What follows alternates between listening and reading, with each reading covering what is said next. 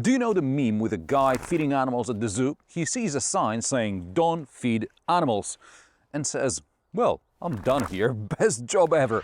And this is more or less what I feel like today, because this is the Toyota GR86 and it's mostly sold out across Europe. I'm tempted to say, I'm done here, best job ever, but you know me. Let's see what this is all about.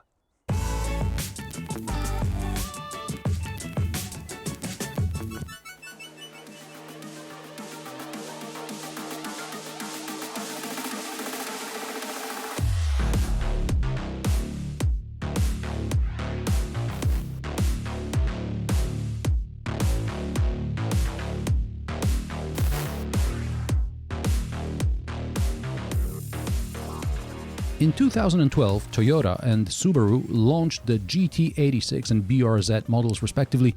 The two-door coupe with a boxer engine and rear-wheel drive was an enthusiast pleaser. Enthusiast pleaser means that the Toyota GT86, also known in the US as the Scion FRS, and on top of that Subaru BRZ, sold all in total about the same as the Porsche 718 Boxster and Cayman.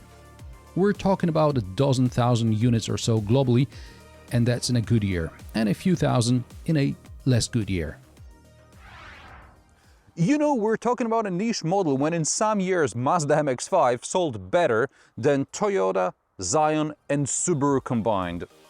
If it weren't for the changes under the bonnet, which we'll talk about in a moment when we hit the road, I'd believe Toyota had given the GT86 another facelift. The exterior dimensions are almost identical. The biggest difference, 26mm, is in the height. The GR86 is 1310mm high, and that's probably mainly due to the shark fin antenna. The GT86 had a regular antenna and a height of 1285mm, and with a side note that this did not include the antenna. So there are also new headlights, new rear lamps, and this forces redesign of bumpers, radiator grille and other stuff. And also, GT changed into GR. The 2012 GT86 was a reference to the 2000 GT and AE86 models. The GR86 is a reference to Gazoo Racing, Toyota's motorsport division. With that said, Toyota boasts that these bumper changes are part of Gazoo Racing's input in optimizing the car's aerodynamic performance.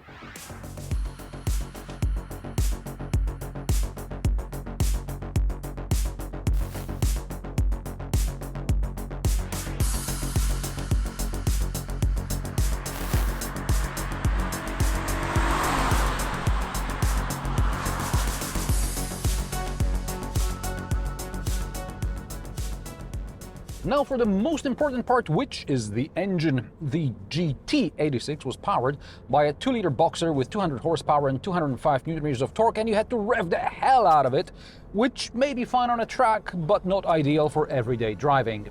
The GR86 still has a 4-cylinder boxer under the bonnet. That's the type of engine in which the pistons work horizontally, 2 each to the left and to the right, but here the displacement increased to 2.4 liters by enlarging the cylinder diameter by 8 mm to 94 mm. Power has increased to 234 horsepower and torque to 250 Nm, and that's at just 3,700 RPM, giving the impression that the GR86 is turbocharged, but it isn't. The gearing is long-ish, but from about 3,000 RPM the engine pulls strong, so you don't have to downshift all the time, and if you do need to downshift, the gearbox has a short throw. Here I'll point out I'm not a fan of the boxer engine sound, and I don't understand the fascination some people have for it. To me, the boxer always sounds like something's broken. But apparently that's the magic of this engine, whether it's in the Beetle or a 911 or one of the Subaru models.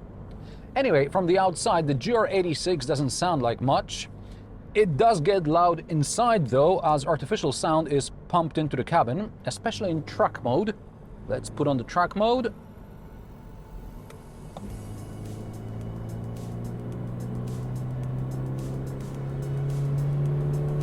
The engine in the GR86 or BRZ is a modified variant of the power plant used in the US version of the Outback. Gone is the turbo, as it would have increased the price and raised the center of gravity. Instead, direct and port injection are used. Other changes to the powertrain include thinner cylinder liners, a valve cover made of composite material, reinforced connecting rods, and an optimized shape for the conrod bearing and combustion chamber. This is expected to contribute not only to weight reduction and power increase, but also to reduced NVH. The above are just some of the modifications that improve the engine's dynamic characteristics and hopefully its reliability. Something tells me that many of the GR86s sold will not have an easy life, but this is not a car for being stuck in traffic. This is a car you take on a twisty road and to the track. As I was leaving the Toyota's press office in the GR86, I muttered under my what I thought about the interior design. We'll come back to that later. But as soon as the barrier dropped behind me and I entered the first roundabout, I forgot all about the inconveniences and I began to plan my route home so as to cross as many roundabouts as possible. I already mentioned the engine pulls from down low. Add to that rear-wheel drive and liberally calibrated traction control, which can be turned off completely, direct steering and a manual transmission, and it's a recipe for great fun at legal speeds. Of course, I encourage you to hoon about somewhere where it is safe, preferably on a closed track, but the ease and pleasure with which the GR86 drives is enormous. Compared to the GT86, which was rough around the edges, the GR86 is much more refined and driver-friendly. Toyota talks a lot about extra chassis rigidity and weight reduction. The GR86 is indeed stiff, but the suspension is not unbearable. I drove the GR86 on some rougher roads, and most of the time I had great fun carving corners. Speaking of weight reduction, the GR86 weighs just under 1300 kilograms, which is heavier than the GT86, which weighed just under 1240. But considering more safety systems on the newer car, it's fair to say that the two are comparable in weight. The steering ratio is 13.5 to 1, which is very direct. While it works great on winding roads, you have to be careful at highway speeds because then the car is somewhat twitchy. Regardless of the trim, the GR86 has a limited slip diff. With its quick steering and engine characteristics, I get a smile every time I exit from a corner. Now, as for the brakes, I suspect the pads are almost gone. I mean, the car is braking, but the brakes feel as rough as the Boxer engine, so maybe this is the end for the pads. But it's a press car, of course it's gonna be abused. Performance. The time from 0 to 100 km per hour should be 6.3 seconds with a manual transmission. There is also an automatic that reaches 100 km per hour in 6.9 seconds. With the manual transmission, a lot depends on the skill of the driver. That's me. I checked, and with ESP and traction control on, I got just under 7 seconds. In track mode, which turns off ESP, I got 6.2 seconds. And with all aids off, 6 seconds dead. And here, I think I should give the driver, that's me, a credit, especially since it's not the driver paying for these tires, clutch or transmission. Thank you. Fuel consumption should be around high 8 liters per 100 kilometers combined, and this is absolutely achievable. On the dual carriageway with cruise control set at 120 km per hour, the GR86 uses 8 liters per 100 km. The fuel tank holds 50 liters and the manufacturer recommends using premium gas.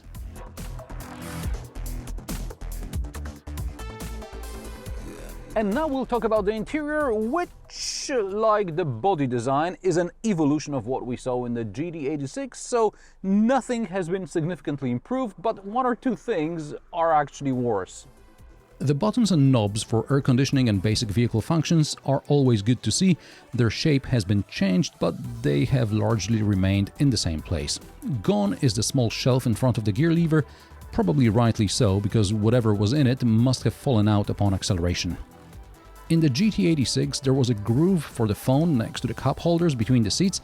Now there's literally no place for the phone, and the USB ports are next to the cup holders, and you need those to use Android Auto. So I suppose your phone now rests in the cup holder, or just hangs on the cable somewhere under the seats. An interesting bit of trivia: while in most of Europe the GR86 is available for 2 model years, probably you have to be on a waiting list or something, in Poland it was available only for 1 year because of a legal technicality. Apparently there is an EU regulation requiring car infotainment system to display graphics when listening to digital radio stations, and there has to be an option to turn it on or off, and in some infotainment systems this is not available. Poland is adopting this regulation ahead of everyone else, so no more GR86 or BRZ for us, as the infotainment system will not be updated. This also affects, among others, Mazda MX-5, which will return to Poland in late 2023 with an updated infotainment system. Space is still tight in the GR86. In my correct driving position, I have little headroom. I suppose with a helmet I'd have to lean back. I wish there was lumbar support adjustment, but lateral support is excellent. The handbrake lever ends in such a place that when I'm driving with cruise control on and I want to pull up my left leg, the lever digs into my thigh. Anna, who's 160 centimeters tall, appreciates the reach adjustment for the steering column. As far as I remember, the previous version had only rake adjustment. Anna finds a comfortable position behind the wheel without any problems. She just has to put the seatbelt through a special loop on the seat because otherwise she can't reach it. In the back, there's still no space whatsoever. I'm 175 centimeters tall and there's literally a fist of legroom behind me. It's best to fall down the backrest and use this expanded space to carry a track day set of wheels. The boot capacity is 226 liters and the opening is rather small. Prices for the Toyota GR86 start at €35,490 for the basic trim, which is not particularly basic but lacks leather upholstery or heated seats and comes on 17-inch rims, ideal for track modes. The top trim has the kit the basic trim lacks plus 18-inch wheels. That costs €37,600, like this press car, if you can find one. You could opt for an automatic, which will set you back €40,380. I don't know why you would do that, and this is probably why at the time of writing this script there were some automatic GR86s still available in France, while in Germany there was only a waiting list. If you managed to get a GR86 for sticker price, great deal. I hope this car will bring you a lot of joy because it's one of the last such cars ever. Or you'll make an even better deal selling it. Something tells me this will soon be worth used at least what you paid for it new. And how do you like the Toyota GR86? Let me know in the comment section below. If you like my sarcastic, down-to-earth and possibly mildly amusing car reviews, join me every Friday at 3 p.m. Central European Time, and don't forget to subscribe and like this video as it helps me with the YouTube algorithm. Thanks for watching, and I will see you in the next one.